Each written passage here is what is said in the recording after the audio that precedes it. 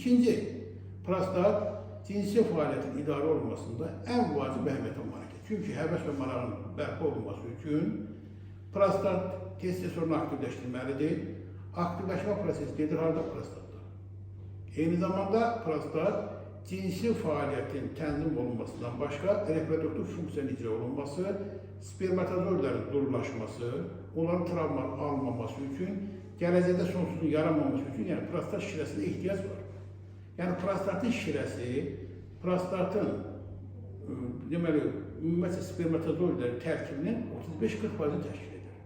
Yəni, əgər prostat şirəsi olmasaydı, spermatozoidlərin hərəkətləri pozulardı, tamamilə qatı vəziyyətdə olardı və baş boyun quyruq travmasından olan spermatozoidlərdən uşaq dünyaya gəlməsi prosesi olmazdı. Deməli, sekretor məşəl sonsuzluğun yaranmasında eyni zamanda prostat şirəsinin miqdarının azalması ən vacib əhəmiyyətə